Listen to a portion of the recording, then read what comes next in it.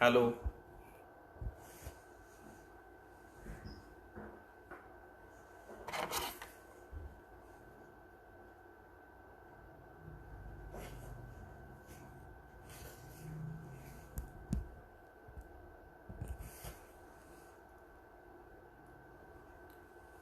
hello, good morning, everybody.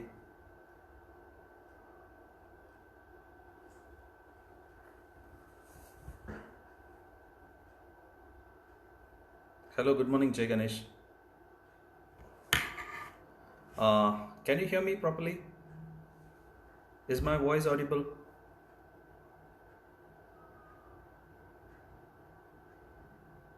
Okay, thank you. I'll begin my session. A very good morning to everybody. Wishing all my viewers a very happy and informative Friday morning. At the outset, I'd like to introduce myself. I'm Dr. Prabhu, dermatologist, laser and hair transplant surgeon, consulting at St. Louis Hospital, and I do have my own clinic. I completed my undergraduation at the Rajiv Gandhi Health University and my post-graduation in New Delhi.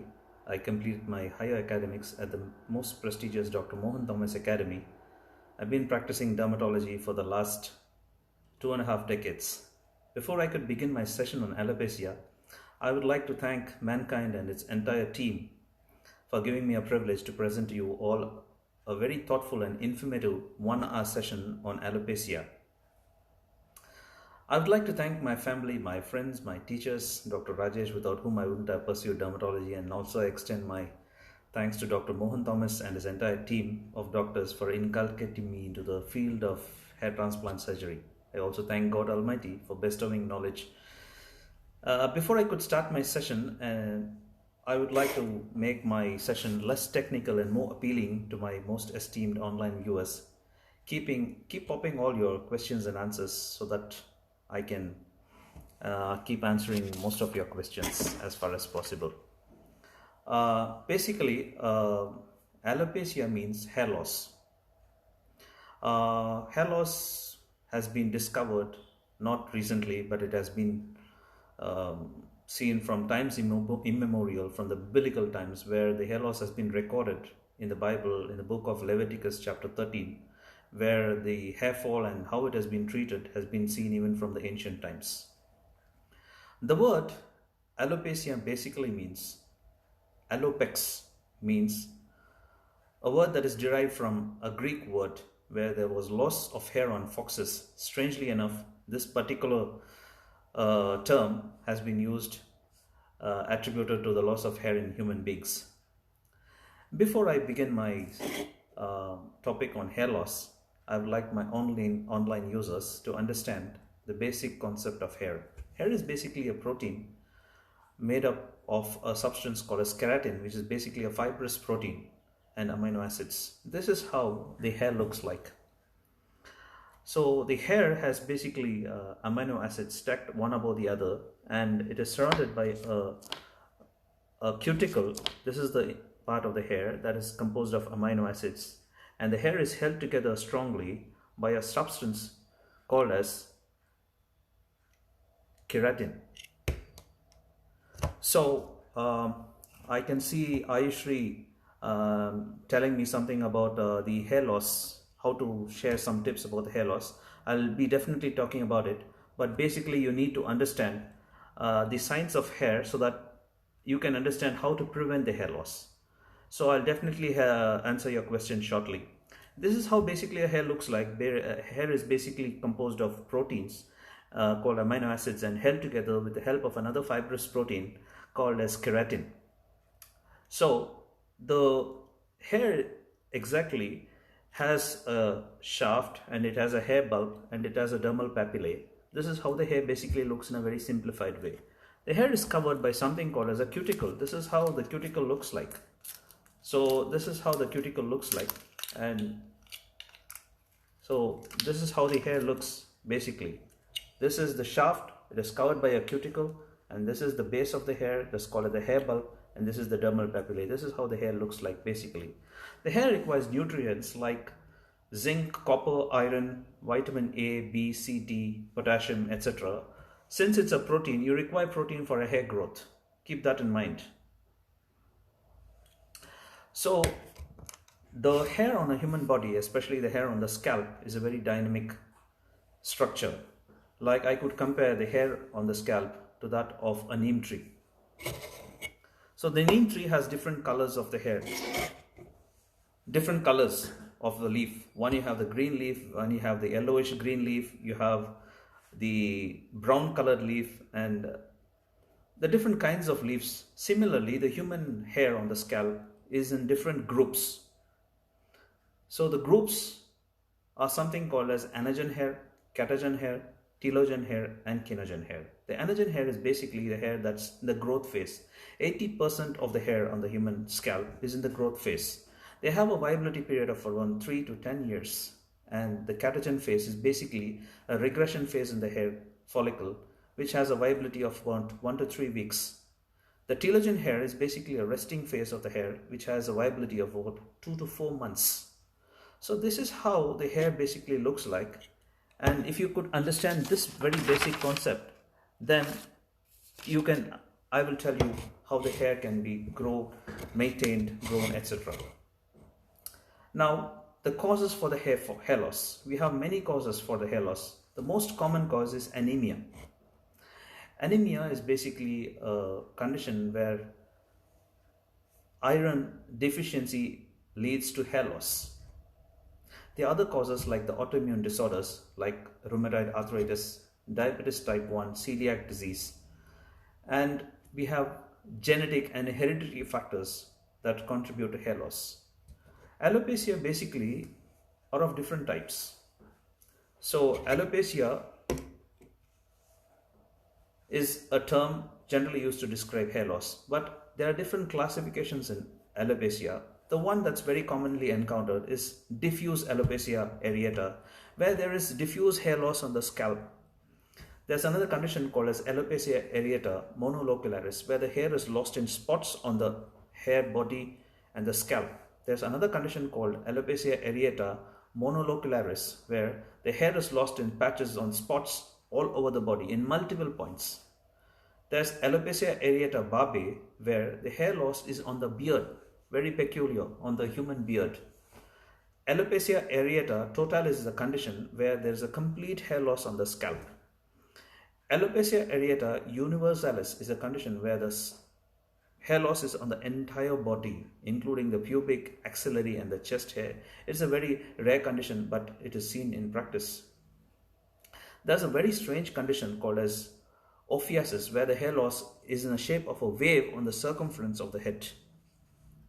There's one more condition called as telogen effluvium, which is a very strange condition where the hair loss is due to shock, stress, and following any traumatic event, where the patient comes to you just like this: I've lost a bunch of hair suddenly without any reason. So the hair loss can be seen when the patient gets up in the morning on a pillow, following a bath, and following combing of the hair. The patient comes with bunches of hair like this and presents to you like, I've lost a lot of hair like this. So basically it resolves by itself spontaneously, but if it doesn't resolve, better to consult a dermatologist and get yourself treated. So this is basically some of the reasons where the hair is lost. There's one more condition which is very strange called as trichotillomania, which is basically a compulsive hair pulling disorder where there's a long-term urge in a patient that results in pulling the hairs with one's hand. There's a condition called as tractional alopecia, where hair is lost by braiding or tying the hair very tightly with a ponytail, or pulling the hair very tightly. Usually mothers of school kids usually have an intense desire to make the child's hair tightly braided, and they think that the hair will grow due to tight pulling. But in fact, sometimes it causes the hair shaft to loosen from the scalp and it results in hair fall. There are other conditions also that causes hair fall medically, like very good morning to Mr. Prakash and Bhimsen Pradhan and Mr. Arun Kumar and Mohammed Madir. Nice that you've joined me. Thank you very much. Continue to pop your questions and I'll be answering them as the session progresses. So I've been talking about the causes of hair fall. So I'll continue with it. There are other conditions that causes hair fall, like medical conditions like psoriasis, eczemas, seborrheic dermatitis, and I've seen patients after consuming some poisoning, like organophosphorus poisoning, insecticides, sometimes drug dependence, addiction, and smoking.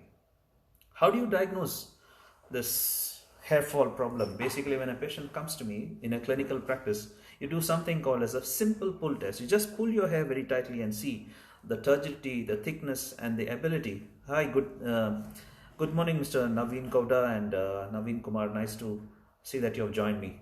Welcome. There's a test called as a pull test, where you simply just pull your hair and you see the ability of the hair, whether it comes out from the scalp or not. If it's good, fine, and see how much hair just fits into your hand as such. The medical investigations include: do a complete blood count, do a hormonal assay, like test all the hormones in your body, hormones like testosterone, follicle stimulating hormone, luteinizing hormone, estrogen, and something called as dehydroepiandrosterone sulfate, which is a hormone secreted by the adrenal gland. Other tests like other hormones like prolactin also can be tested. Hormones like thyroid function tests also essential sometimes to come to a diagnosis later on. Serum iron, ferritin, total iron binding capacity in the serum also has to be tested. We also can, hi, good morning, Mr. Atullah Hafiz and Mr. Vijay Smart. Thank you for joining me. I've been talking about the diagnosis, how you can diagnose hair fall. So I'll continue with it. We do some investigations like dermoscopy, simple dermoscopy, to see the hair fall, hair nature of the scalp, and we can also do a skin biopsy, and also we can do a skin culture sensitivity to rule out any kind of fungal infections in the skin. So basically, now the most important thing that all you people have been waiting is how to treat your hair. So yes, Mr. Subham Thakur, I can see your question that I've pulled my hair a lot and hair will come out with my hands, suggest certain medicines. Definitely, I'll come to your topic. As my session progresses, I'll definitely answer your question. This is right now I'm starting with the treatment. How do you treat hair fall basically? You should understand one important thing. Basically, hair is a protein. Basically, what you have to do is to keep your scalp clean, healthy, and hygienic. Wash your scalp around 3 to 4 times every week. Every rule has an exception. Sometimes you go out on a sunny day or you do a heavy workout and you sweat profusely. Nothing wrong in having a hair bath or a head wash every day immediately after you sweat out. It's good that you keep your hair clean and healthy.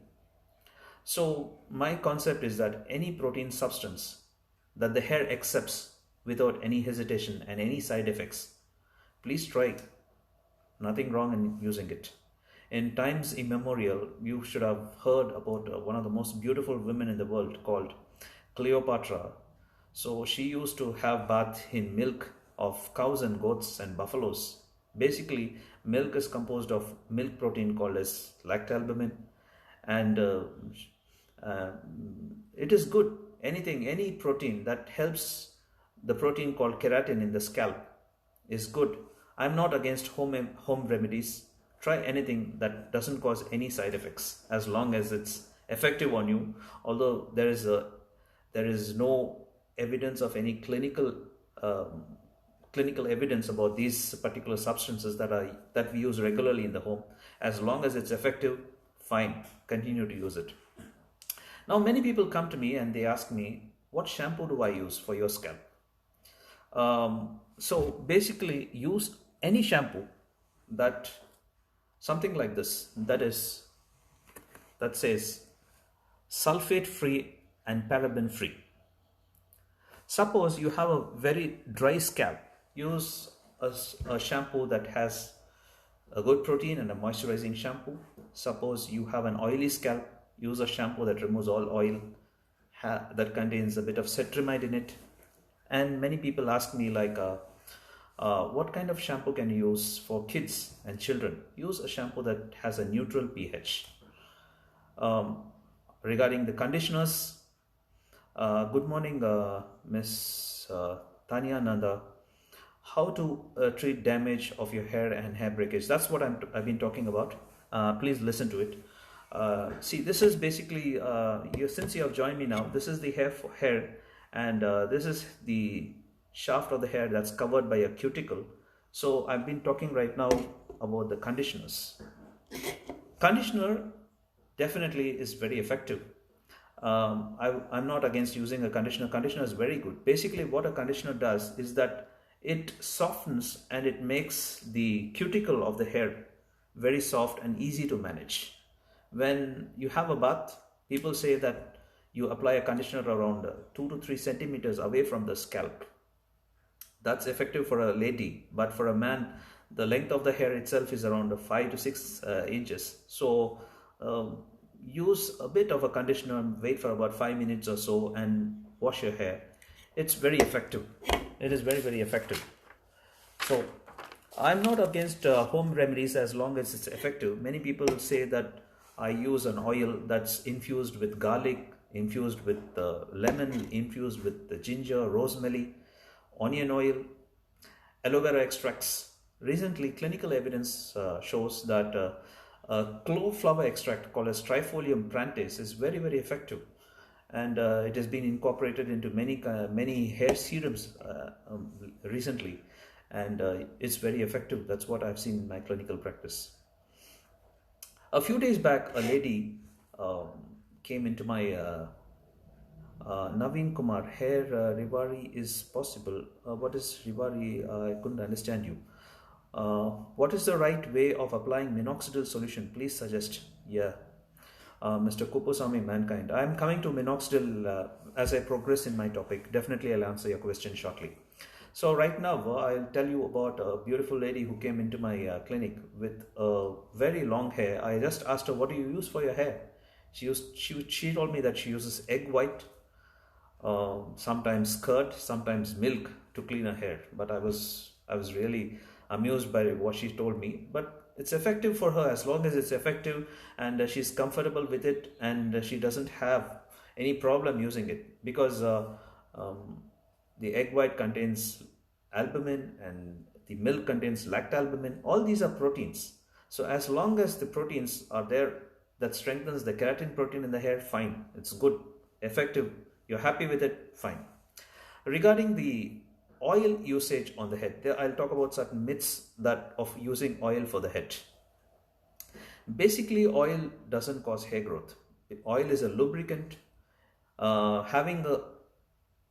Applying an oil on the scalp and doing a good massage improves microcirculation. Leave it for about 2 to 3 hours, then you can wash your oil. Applying oil overnight and sleeping spoils your pillow and it makes everything messy.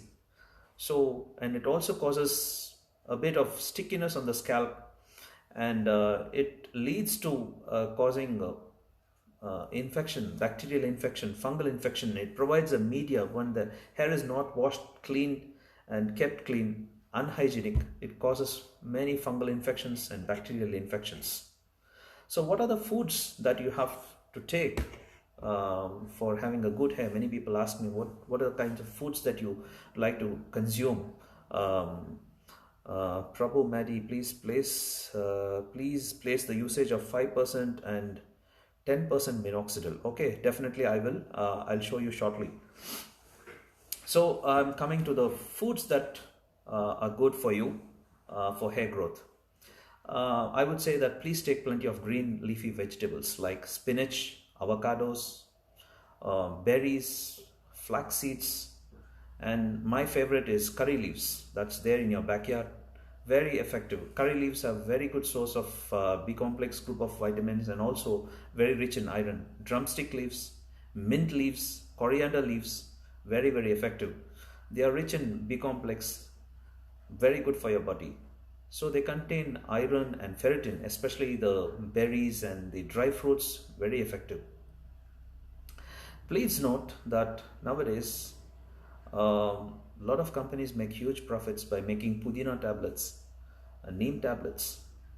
You have the pudina and neem right away in your house and your backyard. Try to use that freshly and don't be misled by these people. Always use fresh stuff that's there right in your doorstep. My concept is add a splash of green color to your plate every day. Something green, some green leafy vegetable like a pudina chutney or a coriander chutney that is rich in B complex group of vitamins, iron, that's rich, that'll be very, very effective for you. Nowadays, many of the foods and vegetables are impregnated with harmful insecticides and pesticides. That these are chemicals that may damage the hair root and the hair follicle shaft, that may cause hair loss. Take plenty of fruits and vegetables every day. Good morning, Mr. Hariraj. Thank you for joining me. Consume plenty of organic fruits and vegetables that presently are available in the supermarkets. I would say have your own personal vegetable garden in your backyard. Have your own personal vegetable garden. In case if you have an apartment, grow your own small vegetable garden in pots in your backyard in your apartment. Green leafy vegetables are very, very effective. It always gives an intense pleasure when you harvest about 100 or 200 grams of lettuce or a coriander in your backyard. It gives a great level of personal satisfaction to grow your own vegetable and consume your own vegetable. The greatest of discoveries, and start with experimentation. Nothing wrong to try home remedies as long as it's effective and without side effects. Remember, the great scientist Archimedes made a great scientific breakthrough in his bathroom. I'm not against home remedies. Use home remedies as far as possible as long as it's effective. Remember, hair is basically a protein, and consumption of protein foods are very, very good for your hair growth. Like proteins like soybeans, rajma beans, green peas, milk, very effective. Fruits like banana, very effective. Green leafy vegetables like lettuce, avocado, curry leaves, mint leaves, palak, methi, very effective. Dry fruits like figs, peach, plums, walnuts, watermelon seeds, very effective. Non-vegetarian foods, egg whites, fish that contains omega-3 fatty acids, very, very effective. So I will talk about now how to medically manage your hair growth. Many people were asking about minoxidil and things like that. The first medical management is complete and thorough medical and clinical investigative evaluation and arriving at the right diagnosis for every individual patient. Medical management, I could say that we can divide it into two kinds of treatment. One is a non-invasive treatment, and we have the invasive treatment. So the non-invasive treatment is basically using local medicines. Like some person asked me about the 5% and 10% minoxidil. We have minoxidil in different forms. You have a 5% minoxidil. 5% minoxidil is used, and 2% minoxidil is used in ladies. Sometimes 5 and 10% minoxidil used in male individuals. So minoxidil is available in different forms. Now the latest form is something called as a foam base. So you just have a foam base like this, and you hold it like this, and you press, you get a foam. You can see this foam. This foam can be easily applied on the scalp. Something very, very comfortable, and it's a latest innovation, something like this. Just you can massage it on the scalp. Very, very effective and very good. And you have minoxidil in different types. You have a minoxidil combination with finasteride preparation, something like this in a solution form. And you have 10% minoxidil also, like now, as a single individual 10%, something, this is 10% minoxidil. So 10% minoxidil, 2% minoxidil in a form of a liquid base and also in a foam base, very, very effective. So this minoxidil, this is the latest thing that everyone likes to use, minoxidil. So what does this minoxidil basically do? Hello Hariraj, good morning to you. Minoxidil basically causes vasodilation of the blood vessels in the scalp and improves microcirculation of the blood in the hair follicle, and thereby helps in the nutrition of the hair follicles. Remember, the hair follicles and the nails have no sensory innervation. They have good blood supply. So when you cut the hair or you cut your nail, you don't feel pain because there is no nerve supply. There is a very good arterial and venous blood supply. How do you use minoxidil? How do you use minoxidil? Many people were asking, how do you use minoxidil? Minoxidil basically um, can be applied and massaged on the scalp of the hair. So don't please blow dry your hair following minoxidil application. 1 minute.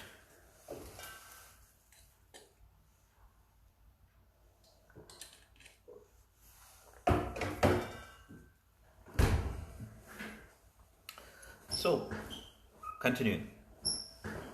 So please don't blow dry your hair following application of minoxidil. Apply minoxidil and gently massage it on your hair scalp. So once the minoxidil enters into your hair scalp, it gets into the roots, improves the microcirculation into the hair follicles, and thereby helps in the hair growth. So in addition to minoxidil, there are many other substances that are in the market that really helps many patients and causes very good hair growth. Some substances are like capaxil, you have something called procapil, and you have aminexidil and acetyl tetrapeptide 3. They are very, very effective in hair growth. Now, there's something called as clove flower extract called trifolium prantase that is incorporated into most of the hair serums nowadays. That gives a very good hair fall. So these are basically substances that I've been talking about. They are local applicants that you apply locally on the scalp, massage them and leave it. That directly acts upon the root of the scalp. Now I'll discuss about the oral medications. Like what are the oral medications that you can give to a patient who's having a hair fall. So the very popular one is finasteride. Finasteride basically is available in a dose of about 1 gram, 2.5 milligrams and also 5 milligrams. Finasteride basically was an accidental drug. Hello Mr. Padmanabhan, nice. Thank you for joining me. Basically, many people are very confused. What is this finasteride? What does it cause and how is it effective? Yes, Mr. Hariraj, I'll answer your question. Finasteride, the side effects of finasteride. Usually finasteride causes a bit of depression, nothing great about it, and it's a reversible process. Good morning, Mr. Paneer Selvam. Thank you for joining me. Basically, I'm talking about finasteride. What does this drug finasteride basically do? So finasteride basically converts, what happens is, there is a hormone called as testosterone that gets converted into dihydroxytestosterone. This dihydroxytestosterone is something that causes hair loss. Testosterone is converted into dihydroxytestosterone with the help of an enzyme called as 5-alpha reductase. What this finasteride does is it acts on this enzyme and prevents the conversion of testosterone into dihydroxytestosterone. So once this action takes place, the testosterone hormone is preserved as such and it acts on the hair follicles and it continues to maintain the hair growth. What is the dosage of testosterone? What's the dosage of finasteride? For males, it's around 1 grams per day, and for the women is around 2.5 to 5 milligrams per day. In addition to finasteride, now you have another drug called as dutasterone. This is a finasteride 1 milligram tablet. This is 1 milligram finasteride tablet I'd like to show you. And this is dutasteride. In addition to, many people know only about finasteride, this is another drug called as dutasteride that is available in 0.5 milligram dosage per day for consumption. In addition to the oral medication, I would advise that go for very good vitamin preparations that help in the synthesis of proteins in your hair, like vitamins, minerals, calcium, and substances like D-panthenol, biotin, zinc. Saw palmetto is very effective. Omega-3 fatty acids. Also, sometimes we treat certain conditions with aldosterone, cimetidine, cyproheptone, acetone. So for hormonal correction, sometimes hair fall is caused due to hormonal deficiencies like androgen deficiency, progesterone deficiency, estrogen deficiency. Once the doctor examines your hormonal assay, your thyroid, then these hormonal corrections can make a big difference in hair growth. Sometimes a condition called as PCOD, polycystic ovarian disease, may also cause hair fall, and hormonal correction is essential. Now, coming to another subject called as hair graying. Many people come to me and ask, "Sir, my hair is I'm getting older with a very young age. I'm having a white hair. I'm having a hair fall, and the hair is getting white. What is this hair graying basically?" Hair graying is basically caused when the hair bulb stops producing melanocyte cells, which the vitamin B12 is essential for the production of melanocytes. And sometimes, due to genetic factors, certain other conditions, where the melanin deficiency takes place, and the hair becomes gray. However, a good hair color without ammonium, basically when it's applied on the hair, it enters, the cuticle opens up and the hair color enters into the hair shaft, and it gives a good color to your hair. Very effective. Now coming to the invasive treatment of managing your hair fall. Yes, Mr. Hariraj is asking me a question like, "Sir, causes of harmful effects of hair dye." Okay, the harmful effects of hair dye, very common problem is that there will be severe burning of the skin, itching, burning, redness, inflammatory response, very bad. So I get one more question from Mr. Hariraj. Which shampoo is best for the hairs? Which shampoo is best for hair ND scalp?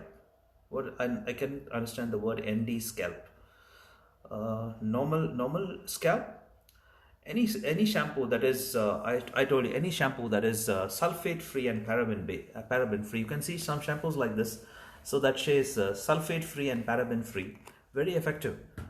Try to use sulfate free and paraben free shampoos. Very effective. Jai Ganesh, can you suggest which hair dye can I would not promote any brand here, especially any hair. Hair color that is free from ammonia is very good for your scalp. You can try. You can try in permutations and combinations. I don't promote any brand over here, so you can try any hair color that is liquid, that is free from sulfites, and it doesn't cause any side effects to you, and you're comfortable using it, use it, but it should be ammonia free. Mr. Padmanabhan sir, sir, which is a good hair dye? Which is a good hair dye? That's what I've been telling you. Any hair color that is ammonia free, that is not causing any burning sensation or itching sensation on your scalp, and it's effective, you can use it. I'm continuing with my subject, the treatment for your hair fall. I'm coming to the medical management. So first I spoke about the oral medications. Now I'm coming to the medical management. Basically, we start with something called as very easy subject called PRP. PRP. I'll show you what is PRP basically. This is something called as a PRP test tube, where what we do is that we take about 8 to 10 ml of blood in a from your blood, from the venous blood is taken, and this particular test tube, we infuse 8 to 10 ml of blood, and we centrifuge this blood. Sir, Mr. Prabhu Maddi, sir, your view about hair colors for fashioning. Yeah, nothing wrong with using a few streaks of hair color here and there, as long as you feel happy and it makes others feel happy. You can use it, Mr. Prabhu. I hope that I have answered your question. Uh, I've been talking about the invasive management for your hair. Um, so this, I'm starting with PRP basically. About 5 to 10 ml of blood is taken from your arterial blood and it's infused into something called as this PRP tubes and centrifuged. And when you get plasma that is very rich in proteins and hair follicle stimulating substances. Thank you, Mehdi.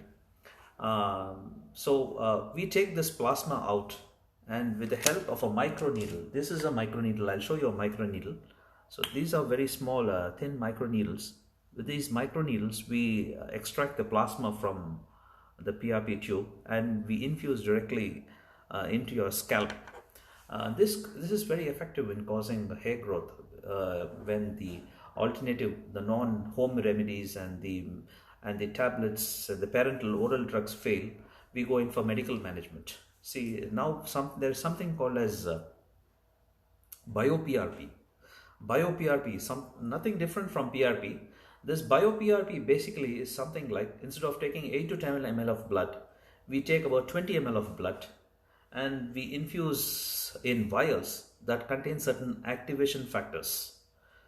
Mr. Hariraj, basically how many PRP setting needed, sir? Yes, PRP sitting you can take once in a month or twice a month, once in a month, maybe for 3 months or 4 months.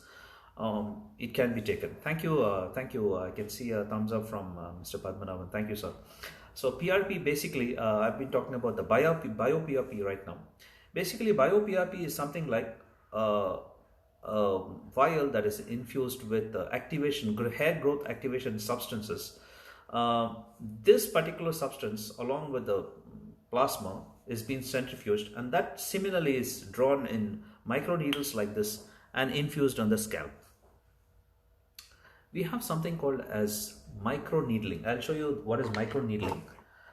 This is something called as microneedling, where the small needles you can see, these are the small needles that is being used on the scalp to cause trauma. And once the trauma is caused, it improves microcirculation in the scalp. Thank you, Mr. Hariraj. Any side effects? Any side effects there in PRP treatment? No side effects. I'll tell you about the side effects. Side effects may be, if the PRP is not given properly, there will be swelling, inflammation, secondary infection, pus formation on the scalp if it's not cleaned and given properly. These are the side effects that you can get with the PRP treatment. Nothing major thing, because the PRP is basically your own blood that's taken and the plasma is separated and infused back into your scalp. I hope that I've answered your question, Mr. Jai Ganesh. Next, after I finish this microneedling, I'll talk something about the mesotherapy. Mesotherapy basically is a non-surgical micro-injection procedure where you take tiny injections of hair loss medications like vitamins, growth factors, etc., and it's infused into the scalp, which causes and stimulates the hair growth. And now you have something called as a low light laser or the red light therapy, where the light activates the cytochrome enzymes and it irradiates the photons in the scalp tissues, and these photons are absorbed by the weak hair cell follicles and they encourage the hair growth. And finally, I'll talk something about the hair transplant. Basically, I'm into hair transplant procedures. So when the question of hair transplant basically arises, basically in a male, when where he gets into the stage 6 of hair loss, and in a female where she gets into a stage 3 of hair loss, we think of hair transplants.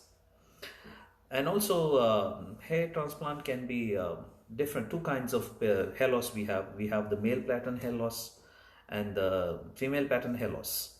So hair loss, basically final remedy for the hair loss therapy is a hair transplant. Hair transplant is basically, what we do is we remove this. I've showed you in the beginning itself. This is the structure of the hair. Like this is the hair papilla. surrounding the fibrofatty tissue, the erectopylori muscle, the sebaceous gland, the hair follicle bulb, and the entire skin is removed basically from this occipital side, the back side of your hair. And the entire hair follicle is removed, and it's harvested and kept in petri dishes.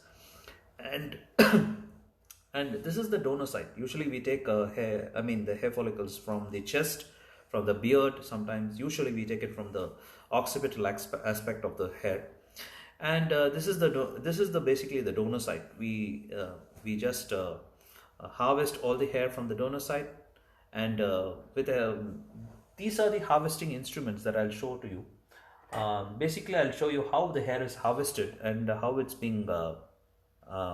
This is a forceps that I use for this is called as the forceps, where you just extract the hair. I use this for extracting the hair from the donor site. And this is one more forceps I'll show you, where we use this for implanting the hair. This two forceps, you can see the forceps how they differ from each other. This is a bit curved and this is straight. So I use this for implanting the scalp hair. I'll basically show how the hair is hair follicle. Basically, you can see the smaller. This is basically nothing like a bitter gourd, the snake gourd, something like this. So imagine this as your hair, and what you do is that you take this hair, and basically what you do is that you implant your hair. I'll show you how it's implanted. So you push this inside, and just you bring the scalp out. This is how you do hair transplant. Very simple. Just imagine this as your hair, and I'll show you one more. Imagine this as your hair, and you just hold this hair follicle very gently, and if this is your scalp, this is how we do. This is how your hair is done. Hair transplants. Basically, we do hair transplant in. It's a very laborious procedure. So we remove the hair follicle with the help of two instruments. One, this is called as a slitter. This we just slit certain areas, and we do. And this is also we use number 18 gauge needle. So I'll talk about the hair transplant as far as possible, as we have about 10-15 minutes time. Basically, hair transplant is of two types broadly. One is called as FUT, the follicle unit transplant, where we extract a linear strip of hair bearing skin. Linear strip of hair bearing skin is extracted, and the hair is harvested from this particular strip as a donor, and this hair is extracted and implanted into the donor site. The other procedure is called as FUE, follicle unit extraction. That is, what we do is that we take about 1 to 4 hairs from the donor site, and once the hair is being removed from the donor site, and we implanted it into the recipient site. We remove the hair basically using a mechanical instrument, and this is the instrument that you basically use for fast hair removal. This is a needle that you use. This is a motorized one. Just you apply, I'll show you. Keep on just pulling, making a punch, and make a hole, and keep removing your hair. And this is how it's done in a motorized way. Just give me a minute.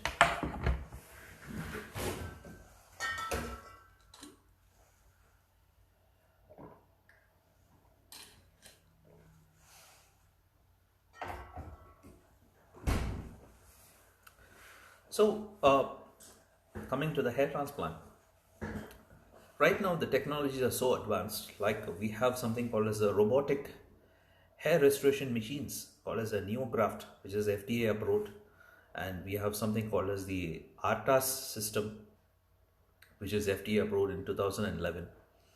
And these are the different types of hair transplant and the hair grafts that we do. So I hope that I've covered most of the topics, and if you have any doubts, please come up with your questions.